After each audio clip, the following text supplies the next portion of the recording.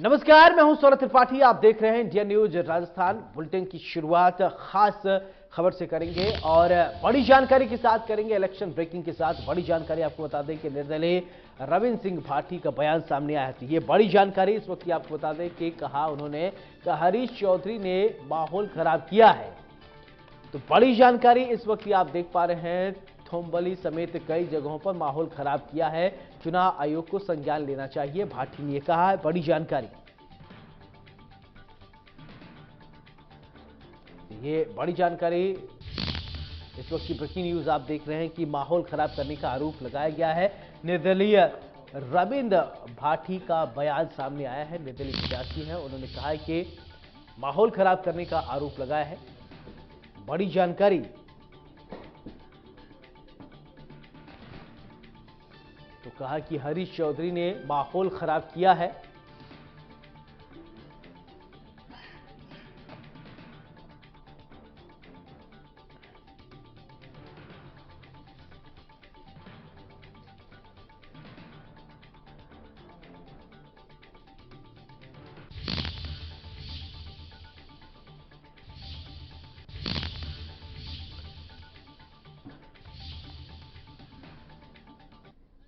हमारे सहयोगी विष्णु शर्मा जुड़ रहे हैं, मतदान को लेकर बात कर लेते हैं। विष्णु, इस बार वोट प्रतिशत को लेकर अगर बात करें तो कैसा रहा, और सबसे पहले आप ताजा अपडेट दें, फिर इसके बाद चर्चा की शुरुआत आपसे करते हैं। कोटा में 5 बजे तक के जो आंकड़े आए थे वो 65% प्लस के जो आंकड़े हैं वो आए थे, और जो फाइनल जो वोटिंग परसेंट है वो आना अभी बाकी है, क्योंकि कई स्थान ऐसे हैं कोटा लोकसभा सीट में जहां पर अभी भी वोटिंग चल रही है, लाइन कई जगह पर लगी हुई है। ये तय माना जा रहा है, क्योंकि दिन भर से हमने भी कवरेज की कोटा लोकसभा सीट की, जो वोटरों से बात की, वोटरों के मन की बात जानी, तो ये साफ है कि कोटा में जो इस बार मुकाबला है वो टक्कर का रहने वाला है, और कोटा के जो समीकरण है वो कुछ अलग ही निकल के आएंगे, और हार जीत का जो अंतर है कोटा सीट पर वो भी ज्यादा रहने वाला नहीं है, क्योंकि दोनों ही ओर से बीजेपी कांग्रेस की जो दोनों प्रत्याशी थे उनमें भारी टक्कर थी, और वोटिंग का जो परसेंटेज है वो भी काफी ऊपर गया है, और ग्रामीण और शहरी क्षेत्रों में दोनों में वोटिंग परसेंटेज काफी अच्छा रहा है। जो 65 5 बजे तक के आंकड़े थे, तो करीब करीब 70 प्लस ये आंकड़ा हो जाएगा जब फाइनल आंकड़े आएंगे कि कितनी वोटिंग कोटा में हुई। लेकिन ये तय है कि कोटा में जो कड़ा मुकाबला है वो देखने को मिलेगा, और साथ ही साथ राजस्थान में इस बार जो पहले चुनाव हुए थे 19 तारीख को, उसके बजाय वोटिंग परसेंट में कहीं ना कहीं सुधार आया है, क्योंकि और एक वोटिंग परसेंट जिन जगहों पे कम हुई है उसके कई कारण है। एक तो जो शादियों का जो सीजन चल रहा है उसकी वजह से भी लोग कुछ अपने स्थानों पे नहीं थे, इसलिए वोट नहीं डाल पाए, साथ ही साथ गर्मी का भी असर रहा, लेकिन तमाम चीजों के बाद भी वोटिंग परसेंटेज जरूर सुधरा है। साथ ही साथ कोटा में इस बार फाइट देखने को मिलेगी, जब ईवीएम्स में भाग्य तय जो परिणाम है जब खुलेंगी ईवीएम्स तब आएगा, लेकिन ये साफ है कि कोटा में फाइट तगड़ी रहने वाली है, और साथ ही साथ तमाम जो प्रत्याशी थे उनका जो भाग्य है वो ईवीएम्स में कैद हो चुका है। जी बिल्कुल विष्णु, अगर बात किया जाए पिछली बार के कंपैरिजन यानी 2019 के तुलना में अगर 2024 की बात करें तो क्या खास रहा इस बार? देखिए, वो कोटा की अगर बात करें तो कोटा पे उन्हीं 3-4 मुद्दों पे चुनाव हुआ है। पिछली बार जरूर मोदी फैक्टर था, लेकिन इस बार भी काफी हद तक मोदी फैक्टर ने काम किया है, लेकिन उसके अलावा भी कोटा की जो 2-3 मुद्दे हैं, जैसे कोचिंग सिटी कहा जाता है, कोटा को शिक्षा नगरी के नाम से मशहूर है देश भर में, देश भर से लोग यहाँ आते हैं, जो यहाँ सुसाइडें होती हैं बच्चों की, उनको लेकर जरूर लोगों में गुस्सा था। साथ के साथ एक एयरपोर्ट का बड़ा मसला यहाँ पे है, एयरपोर्ट की मांग लंबे समय से कोटा की है, वो अभी तक पूरी नहीं हुई है। साथ ही साथ एम्स आने की बात थी, वो अभी तक पूरी नहीं हुई। इन तमाम चीजों को लेकर चुनाव हुआ है। साथ ही साथ जातिगत समीकरण हो, विकास का मुद्दा हो, या फिर राष्ट्रवाद का मुद्दा हो, ये तमाम चीजें हैं जो इस चुनाव में काम करेंगी। परिणाम से जब खुलेंगे तो चौंकाने वाले परिणाम भी कोटा से निकल के आ सकते हैं। जी, क्या लगता है कि इस बार ओम बिरला हैट्रिक लगा पाएंगे? देखिए, ये बहुत जल्दी हो जाएगा ये कहना कि क्या ओम बिरला हैट्रिक लगा पाएंगे, या जो मिथक है कि जो लोकसभा के जो अध्यक्ष होते हैं वो चुनाव नहीं जीत पाते हैं, ये कई मिथक हैं, लेकिन अभी ये कहना मुश्किल है, और ये कहना जल्दबाजी भी हो जाएगा, क्योंकि अभी पूरे आंकड़े आते हैं, उसके बाद जहां वोटिंग परसेंटेज के आधार पर चीजें तय होंगी, क्योंकि जो उत्तर लोकसभा सीट है उसमें 8 विधानसभाएं बची हैं, 4 पर बीजेपी का कब्जा है, 4 पर कांग्रेस का कब्जा है। अब हो सकता है कि कांग्रेस में जो अंदर भीतर घात की वजह से वोटिंग परसेंटेज पे फर्क पड़े, वोटर्स पे फर्क पड़े, बीजेपी को जो राष्ट्रवाद का जो मुद्दा है, या फिर प्रधानमंत्री नरेंद्र मोदी लगातार राजस्थान में प्रचार कर रहे थे, उसका फायदा मिले। कई तमाम चीजें हैं, जो फैक्टर्स हैं वो काम करेंगे। लेकिन अभी ये कहना मुश्किल है कि जीत किसकी होगी, लेकिन वोटिंग परसेंटेज कोटा का अच्छा रहा है, और इस वोटिंग परसेंटेज से दोनों तरफ के उम्मीदवारों के लिए वोटिंग हुई है। इससे कहीं ना कहीं टक्कर जरूर दोनों प्रत्याशियों में देखने को मिलेगी, और ये भी साफ है कि जीत का अंतर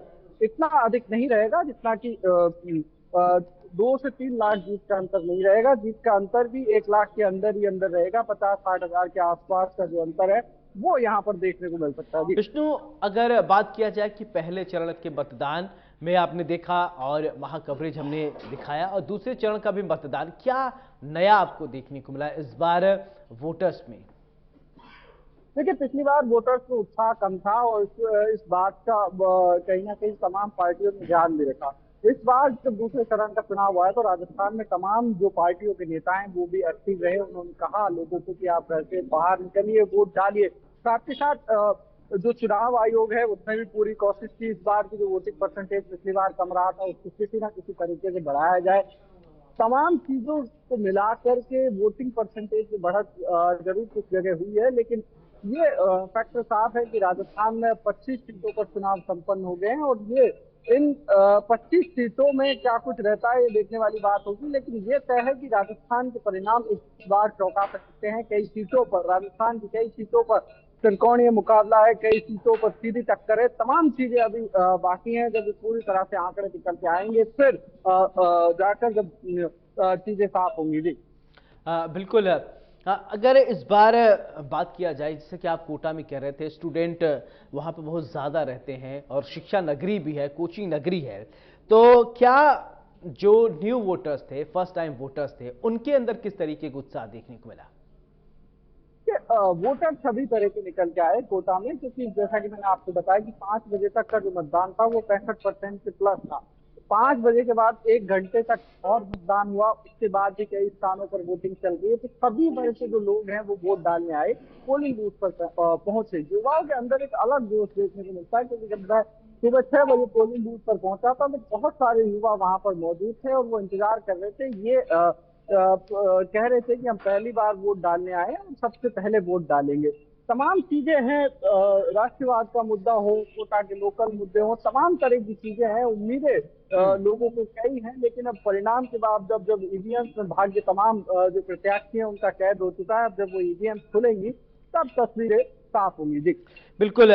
कोटा की अगर बात करें तो दो लोगों के बीच में फाइट सीधे तौर पर देखी जा रही है। एक ओम बिरला बीजेपी की तरफ से, प्रहलाद गुंजल कांग्रेस की तरफ से। जनता से आपकी बातचीत हुई होगी, और किस तरीके से रिएक्शन मिले हैं जनता की तरफ से? कुछ मिली जुली प्रतिक्रिया भी मिली होगी। बातचीत के दरमियान क्या समझ में आया? देखिए, कोटा का जो वोटर है वो कहीं ना कहीं साइलेंट वोटर है। शहर के अंदर जो वोटिंग हुई वो साइलेंट तरीके से होती है, लोग बात जरूर करते हैं, लेकिन जो लोगों की भावना है वो मिली जुली है। क्योंकि प्रहलाद गुंजल भी 2 बार विधायक रह चुके हैं यहाँ से, कोटा से। उनकी जो अपना खुद का गुडविल है वो भी काम आएगा। साथ ही साथ अगर बीजेपी उम्मीदवार लोकसभा के जो अध्यक्ष हैं ओम बिरला, उनकी बात की जाए, वो भी विधायक रहे, वही 2 बार से सांसद हैं। ये तमाम तरह के फैक्टर्स हैं वो काम करेंगे, लेकिन अभी ईवीएम्स में कैद है किस्मत। और लगातार आज दिन भर देखा कि ओम बिरला भी दिन भर घूमते रहे, और जो प्रहलाद गुंजल हैं वो उन्होंने भी तमाम बूथों पर गए, बातचीत की लोगों से, और लगातार वोटर्स को कहा कि आप घर से निकलिए, वोट करिए। अब वोटिंग परसेंटेज जो कोटा का बड़ा है, काफी हद तक वोटिंग यहाँ पर हुई है, और ये जो आंकड़ा है 70 के प्लस जाने वाला है। तो ये तय है कि दो ही पार्टियों में टक्कर होगी, और परिणाम जब आएंगे तो चीजें तमाम तरह की साफ होंगी। लेकिन ये कोटा में माना जा रहा है कि टक्कर जरूर देखने को मिलेगी। यानी ये हम कह सकते हैं कि प्रधानमंत्री नरेंद्र मोदी जो कह रहे थे, जनता से अपील कर रहे थे, पहले मतदान फिर जलपान। प्रधानमंत्री के नरेंद्र मोदी के इस बात को जनता ने, कोटा की जनता ने इस बार ये माना और जमकर वोटिंग की, दिल खोल के वोटिंग की। जी बिल्कुल, तमाम लोगों ने वोटिंग की है। वोटिंग परसेंटेज कोटा का अच्छा रहा है। परिणाम का अब इंतजार जो तमाम प्रत्याशी हैं वो कर रहे हैं कि अब ईवीएम जब खुलेंगे तब ये चीजें साफ होंगी। लेकिन कोटा के वोटिंग परसेंटेज के साफ है। और कोटा की जो सीटें हैं, जैसा कि मैंने आपको बताया कि जो कोटा में जो विधानसभा की सीटें पड़ती हैं वो बराबर की हैं दोनों पार्टियों के पास। तो उनमें से भी अब कौन सा जो नेता है, विधायक है, वो अपने प्रत्याशी को अपनी विधानसभा से जिता के भेज पाता है या नहीं भेज पाता है, तमाम तरह के फैक्टर हैं। क्योंकि विधानसभा में जब वोटिंग होती है तो मुद्दे और होते हैं, लेकिन जब लोकसभा में वोटिंग होती है तो कई राष्ट्रवाद के मुद्दे होते हैं या देश को लेकर मुद्दे होते हैं। विधानसभा का चुनाव लोकल मुद्दों पे होता है। देखना होगा कि क्या कुछ वोटर्स के मन में था जिसको देखकर वोट किया और क्या परिणाम निकल के आएगा। बिल्कुल। चलिए विष्णु, तमाम जानकारी के लिए आपका बहुत बहुत शुक्रिया। तो आज सबसे बड़ा दंगल और सबसे बड़ा कवरेज आप देख रहे थे हमारे साथ। लगातार हम आपको पल पल की अपडेट पहुंचा रहे हैं। आज 13 लोकसभा सीटों पर मतदान किया गया है। और बात किया जाए तो चलिए एक और ब्रेकिंग आपको बता दें कि लोकसभा चुनाव का रण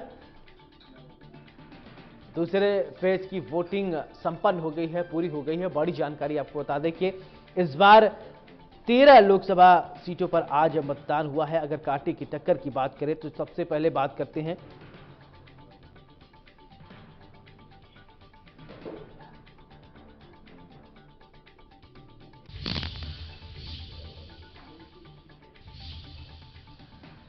लोकसभा चुनाव 2024 का रण। बड़ी जानकारी इस वक्त की आप देख पा रहे हैं। दूसरे फेज की वोटिंग हुई पूरी। ईवीएम में कैद हुई उम्मीदवारों की किस्मत। तो बड़ी जानकारी, 59.19% हुआ मतदान। अजमेर में 52.38% वोटिंग। बांसवाड़ा में 68% से ज्यादा मतदान हुआ है।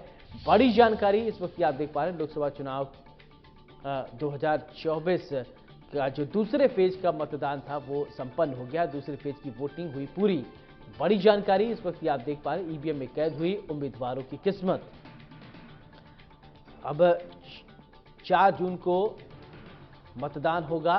प्रत्याशियों की किस्मत ईवीएम में कैद हो गई है। अजमेर में 52.38%, वहीं बांसवाड़ा में 68% से ज्यादा मतदान हुआ है। बड़ी जानकारी, लोकसभा चुनाव 2024 का रण दूसरा फेज की अगर बात करें तो वहीं अगर अन्य राज्यों की बात करें तो देश भर में आज 88 सीटों पर मतदान हुआ है। 2019 की अगर बात करें तो इन 88 सीटों, वैसे तो 89 सीटों पर मतदान होना था, लेकिन एक सीट पर एक कैंडिडेट का निधन होने की वजह से अब 88 सीटों पर मतदान किया गया है।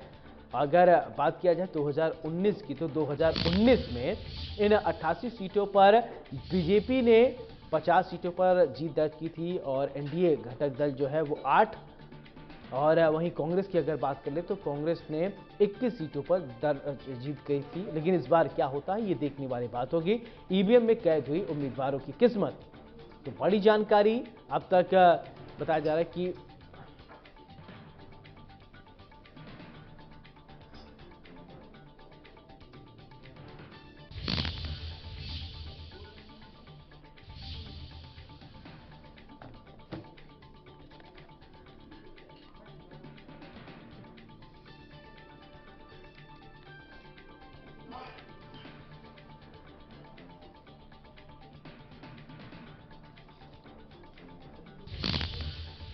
तो चित्तौड़गढ़ से मेरे सहयोगी मयंक चतुर्वेदी जुड़ गए हैं। मयंक, क्या कुछ ताजा अपडेट है आपके पास, बताएं। जी सौरभ, मैं आपको बताना चाहूंगा कि लोकसभा चुनाव 2024 के दूसरे चरण के मतदान आज संपन्न हुए। इन मतदान जो लोकसभा से भी मतदान होने थे। ऐसे में शाम को 5 बजे तक यहाँ पे 50% मतदान पूरा हुआ है।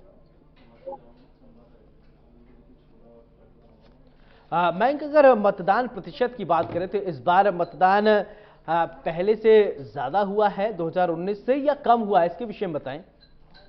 जी बिल्कुल, मैं आपको बताना चाहूंगा सौरभ कि 2019 की तुलना में इस बार मतदान प्रतिशत थोड़ा कम रहा है।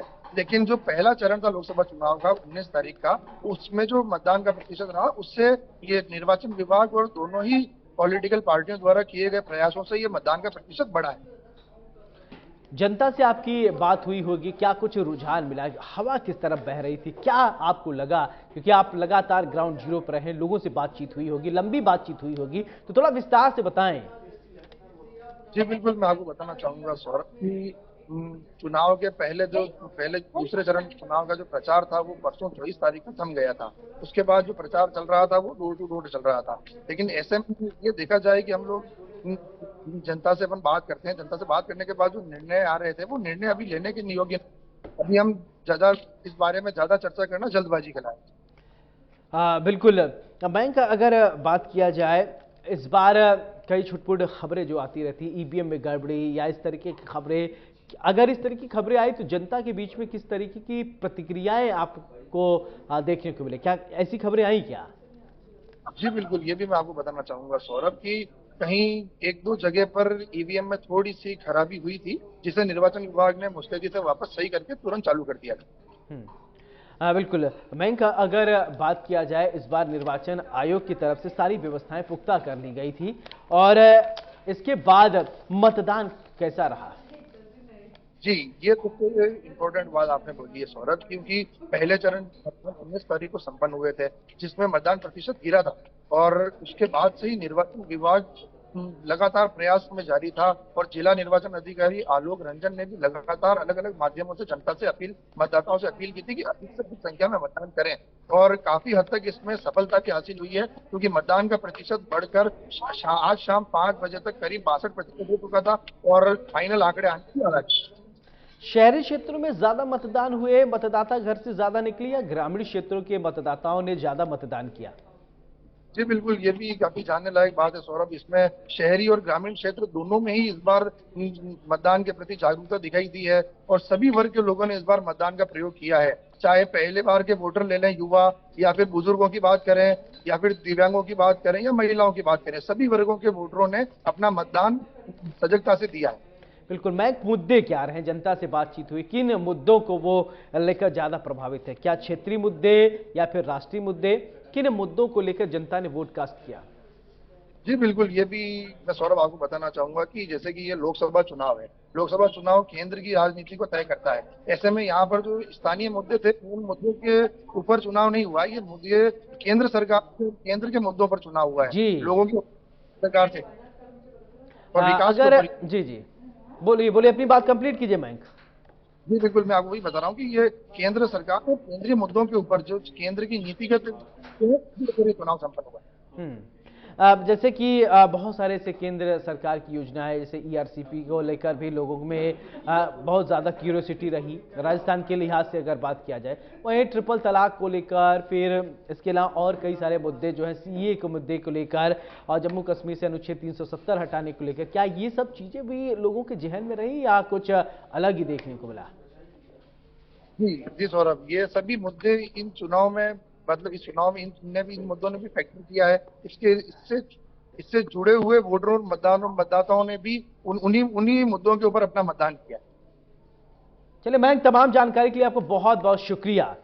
तो हम आप तक पल पल की अपडेट पहुंचा रहे हैं। सबसे बड़ा दंगल आप देख पा रहे हैं, किसका होगा मंगल, ये अपने आप में एक अहम सवाल। दूसरे चरण की अगर बात कर लें तो दूसरे चरण में बम्पर वोटिंग हुई है राजस्थान में। वहीं अगर बात किया जाए तो लोगों ने बढ़ चढ़कर अपने मताधिकार का इस्तेमाल किया है। वहीं देश भर में अगर बात करें तो देश भर में 88 लोकसभा सीटों पर मतदान हुआ। इससे पहले 102 सीटों पर मतदान हुआ था और लगभग बात किया जाए सभी प्रत्याशियों को, पहले चरण की अगर बात करें तो पहले चरण में मतदान कम हुए। फिर इसके बाद चुनाव आयोग ने भी लोगों से कहा कि आप बढ़ चढ़कर मतदान कीजिए और उसी का नतीजा रहा कि राजस्थान में इस बार अच्छा वोट प्रतिशत के साथ वोटिंग हुई है। यहां रुकेंगे छोटे से ब्रेक के लिए।